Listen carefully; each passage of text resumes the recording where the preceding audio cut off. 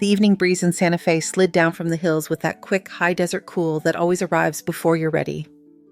I paused outside Casa de Granada, the little restaurant with the crooked blue door where I'd toasted graduation's anniversaries and once my son's 10th birthday with paper crowns and flan. Tonight was meant to be quiet, a table by the window, a simple acknowledgement of 65 years. No speeches, no spectacle, just my family. Lucas stood as I approached, pushing back his chair too fast and nearly tipping a water glass. His smile wide, then suddenly tight, couldn't decide what it wanted to be. Sienna was beside him in a sapphire dress that caught every light in the room as if she'd brought her own spot lamp. "Happy birthday, Elena," she chimed, leaning in with an air kiss that grazed nothing but the air. I took my seat across from her. A cousin waved, an old neighbor offered a compliment about my scarf menus rustled. We ordered. Small talk performed its familiar trick of sounding warmer than it really was. Weather. A new smoothie place Sienna liked. Lucas's bank branch, moving locations. Someone commented on the marigolds in front of the plaza. Someone else asked whether I still kept the apricot tree. "It yields when it remembers," I said, and the table laughed politely. For a moment, the night behaved obedient and harmless, allowing me to believe we might actually share a meal and go home unbruised. The plates arrived and vanished. Forks chimed wine, softened edges. After the server cleared the last dish, Sienna placed her hands on either side of her water glass and smiled the kind of smile people use when they're about to introduce a rule. "Elena," she said, "Lucas and I talked it through. We found a lovely residence. It's close to the botanical garden. Engaging programs. You'll be safe supported. Consider this your last evening before the transition." The word transition perched in the air like a hawk shadow spreading over the tablecloth. A few relatives half laughed and then half stopped. Lucas stared at his folded napkin as if the creases might rearrange themselves into an answer. I took a sip of wine, felt the stem steady in my fingers. Somewhere in the back of my mind, I noticed the crooked blue door and how it had never once been fixed. Some things resist being corrected. I set the glass down, aligning it with the knife as if measuring. "Sienna," I said gently, "and Lucas." I let their names sit a second longer than polite. "Enjoy this dinner. Savor it. Because it may be the last one you have while living under a roof you assume is yours." Chairs scraped. Someone's breath caught. Sienna's smile parted, showing teeth without warmth. Lucas's fork ticked against the plate like a tiny metronome for nerves. I stood, slid my purse strap over my shoulder, and left through the crooked blue door, the paper lanterns swaying above me as if the night had exhaled. Back home, the house greeted me with the same patient quiet it always had. I set my purse on the hallway chest and unclasped the old brass compass that had once belonged to my husband Hector. He'd taken it hiking a little disc of direction he swore never lied. After he died 15 years ago, one unambiguous heart attack on an ordinary morning, I kept the compass near for the weight in my palm, the assurance that north existed whether I could name it or not. 15 years. Lucas had been 25, hovering between ideas of himself, musician. 1 month real estate assistant the next. Then a teller at a bank he promised would be temporary. I taught composition at the community college by day. Graded into the small hours and stretched checks with the kind of arithmetic you don't share with your children. I thought thrift could double as love if I made it look easy. I told myself that keeping accounts invisible kept the family whole. Then came 2008, that percussive autumn when houses' whole lives were suddenly discussed like toppled dominoes. Lucas called late, voice thin. He'd missed a payment, then another. Penalties had symphonic ways of multiplying. "They're going to take it, Mama," he said. I remember sitting on the edge of the bed with the phone pressed to my cheek, staring at the lamp like it might beam an answer. I drove across town with a cashier's check drawn from places I'd sworn not to touch. The annuity Hector and I had promised would be our anchor, the emergency bonds meant for engines and surgeries, not youthful optimism. The bank manager's handshake had the practiced comfort of a funeral director. Papers slid, stamps thumped. I insisted on one condition, a shield against creditors, a pause on the tornado. The title would be held in my name until everything stabilized. "Temporary," I said. "Just until we can breathe." The notary nodded, the seal pressed its eye into the page, and the file was born ordinary and unarguable. If you do enough ordinary rescues, you start to believe you can outwork gravity.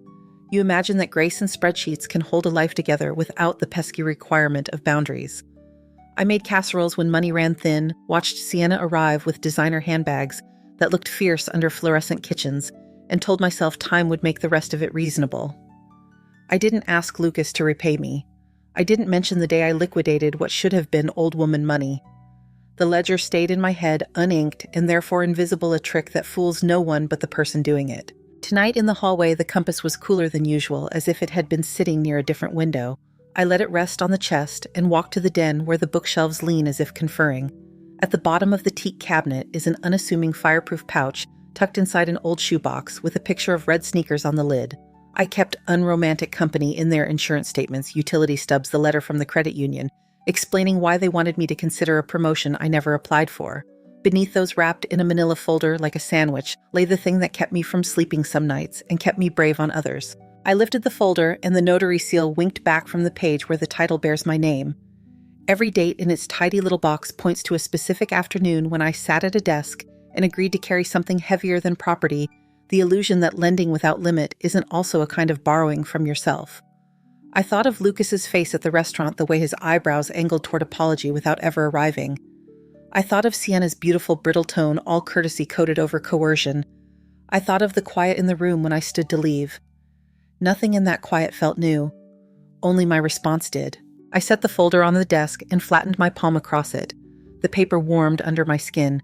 The compass on the hallway chest seemed to claim the house with its small certainty of direction. One silent metal vowel repeating itself, north, north, north. I reached for the phone. Marcos Valdez picked up on the second ring. He'd been Hector's friend before he was my attorney, and in the years since he had become the grown-up I called when I wanted a sentence without adjectives. "Elena," he said, voice awake despite the hour. "What do we need to look at?" "The title to Lucas's house," I said. "In my name." It was meant as a shelter until the storm passed. It never got returned. "Do you have the recorded deed?" he asked. "Stamped and filed," I said, laying the pages flat so they wouldn't curl with my voice. "I'll come by in the morning," he said. "We'll read it together, then decide next steps. Try to sleep." We both knew I wouldn't, not for long. The house kept its own hours ticking softly in the vents and in the way the refrigerator hummed as if remembering. I made tea, rearranged a stack of magazines that had no business on the kitchen table, then sat and watched the steam braid itself into nothing. From the window, the neighbor's porch light made a small moon on their stoop. Somewhere down the block, a dog auditioned for a drama no one had casted in. I considered calling Lucas and decided against it. Words spoken in the late-night gravity of a wound usually aim wrong. Morning came honest and unceremonious, a yellow square on the floor. Marcos arrived with coffee in a paper cup and a legal pad that already had a name written on the top line. He read the documents without commentary. His pencil underlined dates hovered over the notary seal, paused at the clause that had seemed like an afterthought at the time, and now looked like the backbone title conveyed to Elena Mora for purposes of protection against collection. Reconveyance contingent on resolution. "You hold the property," Marcos said finally. "If they escalate, we can defend and, if necessary, initiate eviction. But let's start with a letter." His eyes met mine, human before legal. "You don't have to apologize for having safeguards." The relief wasn't dramatic. It didn't sweep. It sat down quietly inside me like a guest who knew where the good chair was. I nodded. "Draft what needs drafting." He tapped the page. "Also keep your own records tight, finances, health, anything they might weaponize. People who want control like to manufacture necessity." I thought of Sienna's polished certainty of the way she'd delivered the plan as a kindness. "Understood," I said. After he left, I put the documents back in their pouch and slid the shoebox into its corner. The lid angled precisely the way Hector used to set things, as if obeying geometry were a kind of prayer. Then I lifted the compass again and felt its cool circle settle into my palm. The needle swung, found its argument with the world, and stilled. I had spent years behaving like everything I'd built was negotiable if the conversation was tender enough. That ended the night the blue door let me out. I wasn't stricter now so much as clearer. The map didn't change. Only my willingness to read it did. And once you recognize north, it's difficult to pretend you're lost. Outside, the day had finally warmed. The apricot tree, indecisive as ever, held its green like a secret. I locked the door behind me with a click that felt like a sentence finishing itself and walked to the mailbox, the world exactly as ordinary as it had been the day before, only newly measurable. I knew the calls would come. I knew the story would try to retell itself without me. Let it. I had the document, the compass, and a name at the top of a legal pad. The rest would be action and paper. I went back inside and put on another pot of tea. By late morning, the house had the alert quiet of a chapel after a service air, still wood settling everything, listening. Marcos's letter sat in my outbox, addressed to Lucas and Sienna with more courtesy than I could have managed on my own. A certified copy would go out by noon. I brewed tea I didn't want and made a list. I did bills, paid appointments, kept the 1,000 tiny proofs of a life run by its owner. The first phone call arrived, the way summer dust does here, soft, and then suddenly everywhere. "Elena Carino, my cousin from Las Cruces, cooed. Sienna mentioned you were misplacing things. We all worry." 10 minutes later, my neighbor left a voicemail about how these transitions sneak up on us. By mid-afternoon, an old colleague wrote to ask if I needed rides as if my car had evaporated in the heat. The script was coordinated the kind of polite concern that rearranges a person into a problem. I set the phone face down on the counter and let the brass compass rest in my palm until the needle found its nerve again. At 4 o'clock, a knock came that sounded like authority rehearsing itself. When I opened the door, a woman in a white coat stood on my stoop clipboard, tucked to her ribs, smile tuned to neutral. "Mrs. Mora, I'm Dr. Alina Vega, Geriatric Medicine. Your family asked that I perform an in-home wellness evaluation, just a few cognitive screens, nothing invasive. Without my consent, I asked, keeping my voice where I wanted it polite, not inviting." Behind her, the cottonwoods along the acequia lifted and rested their leaves with that silvery noise that always sounds like rain you can't see. "Families worry," she said, and I could hear the line brackets around the phrase. "Sometimes they pursue emergency guardianship. Evaluations can—" "You won't enter my home without a court order," I said, not unkindly, simply done. The relief of the sentence was an anchor dropping. The house seemed to receive it gladly. Her eyes flicked to someone across the street.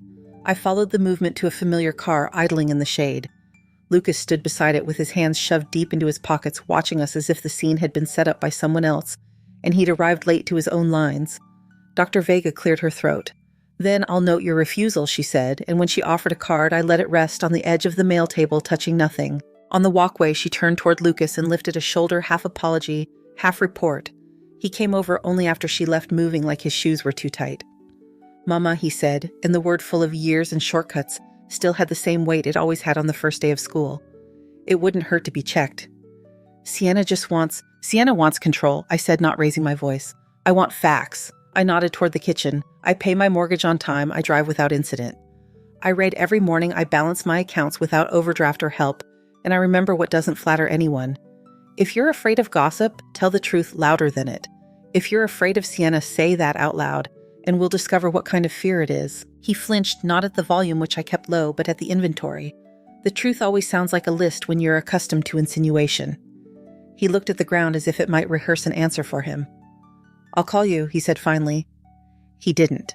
After he left, I called my primary doctor and scheduled what Dr. Vega had dangled like a threat: a full workup, blood panels, medication review, and neuropsych battery, if he could accommodate it this week. "Happily," he said, and sounded it.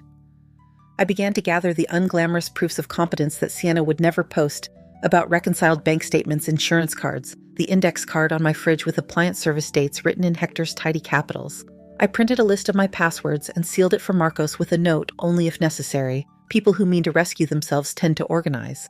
The house, suddenly full of purpose, made a small ticking in the vents and then settled. I went to the desk to assemble medical files and, in the reaching, touched the little walnut music box Hector had given me on our 20th anniversary, the lid inlaid with a mother-of-pearl swallow mid-flight. It had always held more than ornaments. It kept the story of who we were before the story bent. I lifted the lid and the tiny metal comb failed to sing. The spring had wound down years ago. Inside the velvet nest lay oddly bare. The absence announced itself by category before it did by name. Empty space has a way of describing what it replaced. The strand of pearls my mother wore to every wedding gone. The small emerald studs from my Aunt Celia, who swore green invited luck, missing. The narrow gold bracelet Hector bought me the night Lucas was born vanished.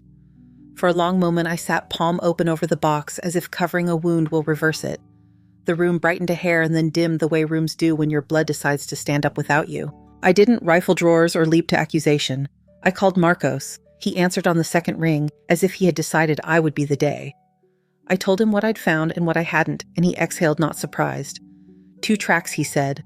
File a report. And we hire an investigator to verify chain of sale if there is one. We don't speculate, we document. He gave me the number for Calderon Investigations, a one-man shop with a website that looked allergic to font choices and a reputation for ignoring theater. Renee Calderon arrived that afternoon with a legal pad, a flat effect, and a scanner that seemed to eat paper without chewing. He laid a velvet board on the table. "Tell me what's missing," he said. I listed each piece with as much detail as my mind could summon. The nick near the clasp, the prong I'd meant to have tightened, the tiny irregularity in one pearl the size of a breath. He photographed the empty box, the line of dust the bracelet had kept on the felt. "I'll start with the usual suspects," he said. Cerrillo's Road, the rail yard, a couple of private dealers who hate receipts. He slid a typed authorization toward me. "You sign this so I can ask rude question." In the meantime, I went to the police substation and filed a report that felt both enormous and somehow miniature. Burglary reports have a way of reducing love stories to inventory. I wrote the words, "family involvement suspected," and underlined nothing. The officer whose badge said Delgado was patient. He'd seen worse on ordinary Tuesdays. "If it shows up in a shop and matches your description, we'll add it to your case," he said. Sometimes grief looks like paperwork. 2 days stretched into one long hallway lit by the same fluorescent rectangle of waiting. I took my cognitive screen at the clinic and got bored halfway through drawing a clock with a perfect little 11:10 in its face. The phlebotomist admired my veins like a gardener praising soil. I went home and watered the apricot to prove we still trusted each other. In the evenings, I sat with the compass and tried to imagine what it would take for a person who once cried at thunderstorms to hand a clerk something that had touched his mother's wrist for 3 decades. Calderon texted on the second evening lead, "Cirillos, come morning." At 10, we sat in my kitchen while he spread receipts like a dealer with a rigged deck. Pawn shop off Cirillos Road logged 3 items that match, he said. Dates line up 2 months ago. Serial stamp on the bracelet matches your purchase record. I pulled the shop's transaction records. He tapped a column. They also had video. The owner hates sharing, but he hates subpoenas more. He slid a printout toward me. Under the wavery eye of a security camera, the fluorescent lighting bleached color from the scene, making people look like photocopies of themselves. Lucas stood at the counter with his shoulders rounded in the posture of someone trying to look smaller. Sienna leaned an elbow composed even under the lights that turn most humans into fossils. The clerk held my mother's pearls like a mechanic holds a hose, functional, unenchanted. Sienna's hand rested on Lucas's forearm, proprietary and poised. The shot had no sound, but my body supplied it. Sienna's persuasive whisper, Lucas's half-swallowed objections, the monotony of compromise. I waited for some outward expression to take command. Tears a tremor, the theatrics the movies promise you, when betrayal finally comes into focus. Instead, I felt something internal and immediate alignment. Not vengeance, not even anger sharpened for court. Just the clean click of 2 pieces finally meeting my history and my next step. "Will you press charges?" Calderon asked, voice level. He wasn't a man who led clients. He kept pace with them. "I'll press what keeps me safe," I said. "We start with a letter and a file, then we move to whatever answers." He nodded. "I'll send Marcos my report. Chain of custody's clear enough to walk on. Keep the originals of your purchase records under your roof, not in your car." After he left, I called Marcos and told him what I'd seen, what I refused to unsee. He listened without interruption, then said, "We proceed in sequence. The certified letter I drafted goes out today. We attach notice of your ownership and demand immediate cessation of interference, plus a request for the return of any property removed from your home. We copy an offer to resolve brief, not sentimental. Simultaneously, I'll prepare the eviction packet in case they force our hand. And Elena," he paused, "which he does only when it matters, don't be surprised if this flushes the anger to your doorstep." "I was a teacher," I said. "I've been yelled at by experts." He laughed once soft. "Lock your doors. Keep your documents centralized. If anyone comes attempting an evaluation or a welfare check, ask for a warrant and call me. Your medical results when you have them scanned to me. No gaps. The only way to talk to a storm is with sandbags and sentences." After we hung up, I walked the perimeter of the house the way Hector used to after a windstorm. Not because the fence had changed, but because the looking told the body what the mind already knew, that we were whole, that our boundaries existed in wood as well as will. On the porch, the light struck the compass and made a small bright coin on my palm. I thought of the words I had spent 15 years not saying, and how they had not saved anyone. I thought of Lucas's face when he looked at the sidewalk, as if it would volunteer to be responsible. The clinic called at 3 with the first batch of results, labs normal cholesterol. Unremarkable in the way you want. Unremarkable things to be, blood sugar steady, thyroid. Civilized. The cognitive screen would be scored by morning, but the nurse sounded almost disappointed she couldn't alarm me. "You're healthier than my son," she said. "Don't tell him. I promised I wouldn't." Evening brought a breeze that made the apricot tremble like a hand with good news. I set the music box on the table and wound it gently until the tiny comb found purchase on the cylinder. A thin, brave tune spun itself into the kitchen, tinny, imperfect, stubborn. I set the deed beside it, and the certified envelope next to that, the 3 objects making a little altar of what I refused to lose again, direction-proof action. I slept a few hours with the easy consciousness of a person who has finally placed her weight on something that will hold. At dawn, the first light made the old floorboards look like water. I poured coffee-buttered toast I would forget to eat and stood at the window in the stillness that always tricks you into thinking the day will behave. Then, the pounding began hard, insistent, the kind that assumes doors are recommendations. I set the cup down without spilling and walked toward the sound, the compass a cool circle against my wrist.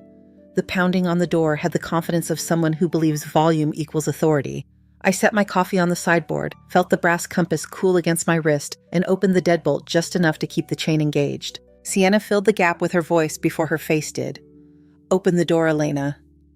Hair unpinned, eyes fever bright, she looked less styled than usual, like a portrait that had slipped in its frame. Behind her, the neighborhood was all neat gravel and tidy lavender mounds, pretending they couldn't hear. "This is not your property," I said. The sentence had the satisfying click of a tool meeting its socket. She laughed, a hard, hollow sound that made the word laughter seem like a misprint. "Lucas and I made that house. We paid every bill. You swooped in with paperwork and decided to crown yourself. You're being cruel. You're sick." The word sick landed on the welcome mat and didn't cross the threshold. Over her shoulder, I saw Lucas at the curb, hands dug so deep into his pockets he might have been trying to hide his fingerprints. "Sienna." I said, "Step back from my door." Or what she said. "You'll call your little lawyer." "Do you think that sheet of notarized nostalgia means you own us?" I closed the door just far enough to flip the chain, then opened it wide. "It means I own the house," I said. "And I am not a residence you can check into." I lifted my phone. "Leave my property. I prefer to call no one. But I will call everyone." Her expression flickered the split second a performer realizes the audience isn't buying the premise. Then the volume returned. "You have 5 minutes to invite me in before I file for emergency guardianship," she said, enunciating each syllable as if the pronunciation itself issued orders. "Dr. Vega will certify decline. We already have a judge. File what you like," I said and dialed. "I'll meet you with documents, not adjectives." The dispatcher's voice was calm in the way good weather is not, because nothing can happen but because anything can, and you still have a sky. I gave my address, my name, and a short version of the long truth. "She's on my stoop attempting entry," I said. "I have title in my name and evidence of theft. My attorney is en route." "Stay inside. Officers are on their way," the dispatcher said. "Keep the chain on." Sienna shouted something about betrayal to the air. The air answered with birds. I texted Marcos a single word, "now," and he answered with 10 minutes. The squad car arrived in 7 blue light, polite in the daylight. Officer Rodriguez stepped out first, broad-shouldered posture, easy, the kind of man who looks like he plays pickup basketball and doesn't cheat. A younger officer, Lee, flanked him, already scanning the scene for angles and exits. "Morning," Rodriguez said, voice even. "We got a report of a disturbance." "My daughter-in-law is attempting entry without permission," I said. I kept my tone as neutral as a notary stamp. "The home is mine. I have reason to believe she and my son removed property from my house without consent 2 months ago. I have the title and a report from a licensed investigator linking those items to a pawn transaction." Sienna's smile reappeared, its shine restored for law enforcement. "Officer, my mother-in-law is confused. We're in the middle of a transition to assisted living. She's been losing track of things. We've consulted a physician." "Ma'am," Rodriguez said, not glancing away from me. "Do you live here?" "No," Sienna said. The word sounded like it had been taught to her phonetically. "Do you have permission to be on the property?" "She's my family," Sienna said. "This is a welfare check." Rodriguez turned to me. "Do you consent to them entering?" "No," I said. "And I have counsel." As if summoned by grammar, Marcos's sedan pulled to the curb. He walked up the path with a folder held level in both hands like he was carrying something that ought not tilt. "Officer," he said, nodding. "Counsel for Ms. Mora. Here is the recorded deed, property tax receipts, and a written demand letter sent yesterday to Mr. and Mrs. Alvarez." He did not look at Sienna when he used her married name, requesting cessation of interference and the return of removed items. "Here is the investigator's preliminary report with transaction records and stills from the pawn counter. Here," he placed a paper gently on top, "is a copy of Ms. Mora's appointment confirmation for a voluntary medical evaluation today at 2 to preempt any claims of incapacity." Rodriguez flipped through the documents with the attentive boredom of a man who has seen too many people perform certainty without paperwork. His thumb paused at the notary seal, then at the pawn shop still. Officer Lee leaned in and made a small sound that was not quite a whistle. "Ma'am," Rodriguez said to Sienna, and the ma'am had changed timbre the way a word does when it stops being a courtesy and starts being a boundary. "You don't have legal standing to be on this property without permission. This is a civil matter with criminal elements. I'm going to ask you to leave immediately. Further attempts to enter could result in trespassing charges." Sienna's face drained, then regrouped. "You're making a mistake," she said louder now because volume had worked for her in other rooms. "Lucas, say something." All eyes shifted to my son, who looked like a man rehearsing how to become vapor. He opened his mouth, closed it, and stared at the gravel as if the stones would arrange themselves into a script he could steal. "We'll talk later," he muttered to no one and everyone. "Not here, not now," Rodriguez said. "Ma'am, sir, off the property." He was courteous enough to look away, while they retreated, dignity intact by the thinnest possible margin. The cruiser idled until their car turned the corner. When the street returned to ordinary, Marcos exhaled. "We file," he said softly, like a stage direction. "Eviction for unlawful occupancy and interference. Police report for theft. We keep the letter trail tidy." "I'm done negotiating against myself," I said. "Good," he said. "The court likes people who have finished lying to themselves. Paperwork moves faster when grief has already cleared the path."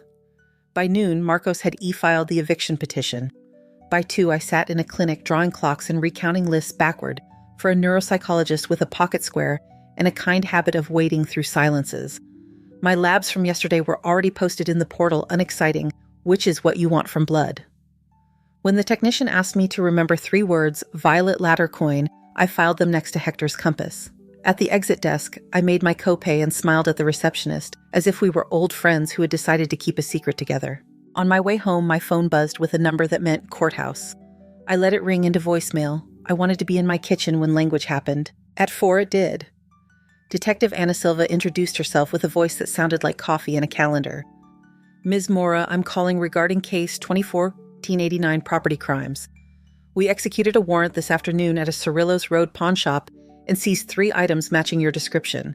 The proprietor identified your son as the seller. We've taken him into custody on suspicion of theft by conversion and receiving stolen property pending charge review. He was arrested at his workplace to avoid a scene at your residence." I leaned against the counter. The apricot tree outside glowed the exact color of its name.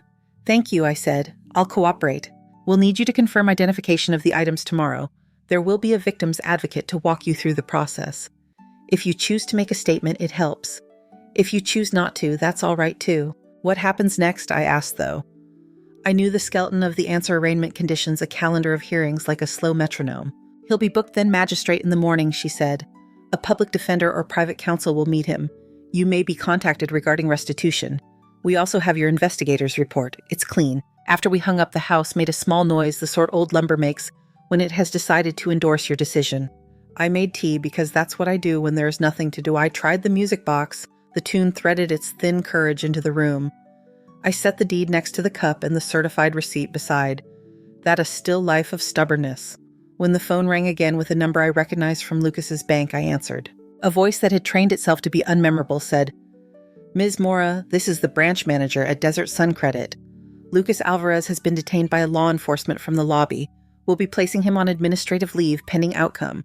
I thought you should hear it properly rather than locally."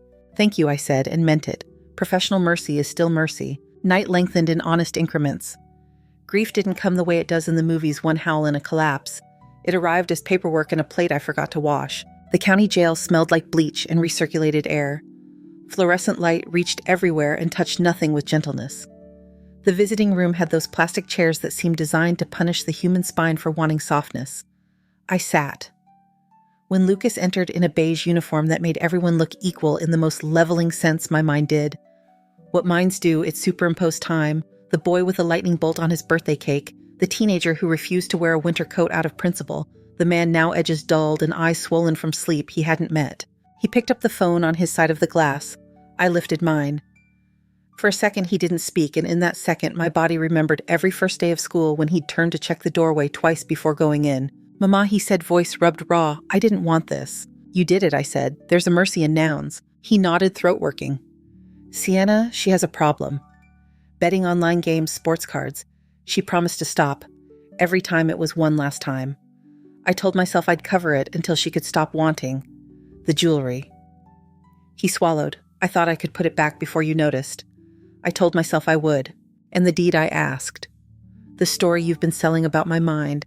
The doctor on my stoop." He pressed his forehead to the glass for a breath. When he lifted it, there was a clean round shine on the pane. I told myself it was survival. If we could move you, the house would, you know. He didn't finish the sentence because he'd finally heard it. "Call it what it is," I said. "Enabling, theft, gaslighting if you like vocabulary." He winced at the teacher word. "I'm sorry," he said. "I know sorry is a coupon that doesn't scan. I know it doesn't remove charges or undo things. His voice broke. I wanted to be the person who fixes it, and I was the person who breaks it. We were quiet long enough to hear the room's low hum, the sound of systems functioning whether you agree with them or not. "Has Sienna threatened you?" I asked. It wasn't the question I'd planned. It arrived of its own accord, unerringly. He looked surprised and then relieved, like someone who's been waiting to be asked a question with the right verb. "She said she'd leave and tell people I hit her," he whispered. "She said if I didn't fix this, she would fix me." The heat that moved through me wasn't rage. Rage is messy. This was alignment, again, the compass finding itself. "You don't have to confess for her," I said. "You only have to confess for you." He nodded. "I'll take whatever comes. I'll cooperate. He searched for a verb that wouldn't embarrass both of us. "I'll be different." "Be accountable," I said. "Different is a project. Accountability is a practice." He cried without sound the way men do when a room forbids it. I let the silence stand. Not everything requires commentary. Some things require air. When the guard touched his shoulder to signal time, Lucas straightened. "Will you—" He stopped. Mercy had already been removed from the menu by consequence. "I can love you and still hold you responsible," I said. Those clauses live in the same sentence. I pressed my palm to the glass. "Find the man you lost, Lucas, but I won't save you this time." He bowed his head as if something heavy had finally been permitted to sit on it. Then he stood and let the guard lead him away. I stayed in the chair until the fluorescent hum became a kind of weather. Outside, the afternoon light made the parking lot look like a new planet, flat, unblinking, available to anyone who needed it. I drove home the slow way along the river where cottonwoods compile their private histories in rings no one sees. At a red light, I remembered the 3 test words without prompting Violet Lattercoin. I said them aloud to the empty car and felt ridiculous and victorious at once. Back at the house, I checked the locks because that's what bodies want after rooms like that. On the kitchen table, I placed the victim's advocate brochure. Detective Silva had slid to me the restitution form and a yellow legal pad on which Marcos had written a gentle list, petition arraignment, discovery hearing motion. If you don't know the dance, it looks like chaos. If you do, it looks like choreography with poor music. I opened the fireproof pouch and extracted the folder that had become my spine. I added Calderon's report to it, then the clinic's signed statement of capacity that had arrived in my inbox like a small righteous trumpet. The cognitive screen score sat at the top with numbers that meant what I already knew present and accounted for. Evening leaned into the windows. I wound the music box until the tune wove itself through the room again, thin but insistent like courage in its first week. I set Hector's compass beside it. The needle swung, argued with the world, and stilled. I had mistaken generosity for strategy for too long. Boundaries, it turns out, are also a form of love, the kind that refuses to let people practice their worst selves in your living room. I drafted a short note to Marcos: proceed with restitution demand, proceed with eviction if they contest. No settlement that erases the truth of what happened. I signed my name the way you do when you have decided to be a person again. The phone buzzed with an unfamiliar number. I let it go. Then curiosity, no stewardship won. I listened to the voicemail. Detective Silva again. "Ms. Mora, just an update. Mr. Alvarez has been processed. He'll be released pending conditions after arraignment tomorrow. No contact, no proximity to your residence, surrender of passport counseling, condition recommended. I'll email the exact language. Call if you need an escort for retrieval of anything from the shared house. We can coordinate a civil standby. No contact." The words had the satisfying dullness of a lock sliding home. I watered the apricot because it's what you do with trees that have decided to live. When the night arrived, it arrived gently. I slept not as a reward, but as a function. In the days that followed, the story tried to retell itself without me. There were whispers about how sad it is when elders can't accept help in a text chain in which a niece asked if she could recommend podcasts about decluttering. I sent her a picture of my immaculate drawers. There were papers to initial and an advocate who said, "Take your time," and meant we will go at the speed of your nervous system. There were 3 calls I did not return and 1 call I did Marcos because he speaks fluent consequence. We met at his office to sign the affidavit that put my assertions under oath. The notary, cheerful cardigan, the sort of woman who probably bakes for neighbors, asked for my ID and complimented my signature. "Legible," she said, as if it were a virtue no longer fashionable. On my way out, I paused at the door. "When this is over," I said, "I need to change my will." Marcos nodded, unsurprised. "When you've stabilized," he said, "you're already drafting it in your head." I was. I could feel it assembling rooms of the future, rearranging their furniture for better light.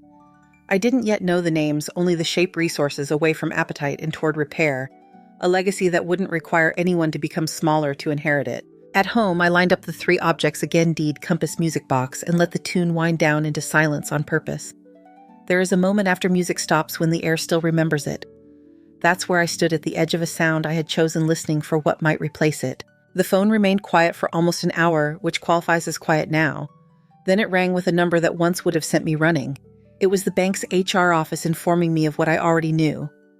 Administrative leave, formalized benefits, paused a list of support hotlines at the bottom like confetti. I thanked the woman for the dignity of her tone. Dignity never goes to waste. That evening I walked the neighborhood as the light flattened into silver. The cottonwoods practiced their small weather and the air smelled like water even though the canal was low. On my way back I saw my reflection in my own windows and surprised myself upright, unhurried, the posture of someone who could be mistaken for untroubled. Inside the house accepted me as if nothing had changed. Everything had. I put the kettle on. I sat at the table. I wrote 3 lists: what I had lost, what I had kept, what I wanted next. The first was shorter than I feared. The second was longer than grief allows you to remember. The third began with verbs: walk, paint, read, give, and then a noun I had not expected to write with such unambiguous handwriting: peace. When the knock came again, not pounding this time, not claim, just knuckles, my body rose before my mind could advise it. I checked the peephole.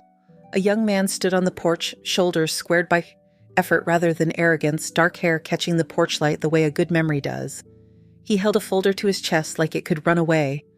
When he looked up, his eyes were Hector's eyes, the exact impossible blue-brown I knew as well as any compass point. "Mrs. Mora," he said through the door, voice careful.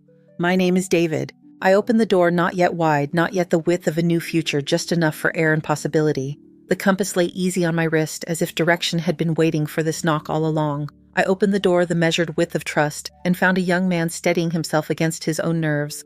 Dark hair, a mouth that worked before words arrived, and eyes I knew like directions. He held a manila folder to his chest as if it might bolt. "My name is David," he said. "I think I'm Lucas's son, from before Sienna." He did not rush the sentence. He escorted it careful as a person carrying soup across a crowded room. "I only found him a few months ago. He mentioned you. I wanted to meet my grandmother." The word arrived with the weight years could not dilute. I let the door widen. "Come in," I said. He stepped onto the ringed wood that has recorded every lifetime I've asked it to hold. We sat at the kitchen table where so much had recently learned its true name. David laid the folder down but didn't open it yet. "I'm not here for anything," he said quickly. "No money, no expectations. I brought copies of messages and a test and my birth certificate. Not to prove anything to you, just to be decent about it." "Decency counts," I said, pouring tea into the 2 blue mugs that have outlasted better china. When he lifted his cup, I saw Hector's long fingers on a hand that wasn't Hector's, the way resemblance sometimes feels like weather moving through a room. He told me about his mother's state lines, dorm rooms, jobs that paid in cash and promises, about the way he taught himself to fix what was broken because replacing things was a luxury. He spoke of finding Lucas, of the awkward bravado of men who want to be fathers in theory and not yet in practice, of a few coffees and then fewer texts. He did not dress any of it as tragedy. He offered it as inventory. As, "I'm in school," he added almost as an afterthought. "Part-time. Design. I like buildings that remember their purpose." "You found the right house," I said, and let myself smile with my whole face. He smiled back, and for a moment the room remembered music. When he left, we stood at the gate.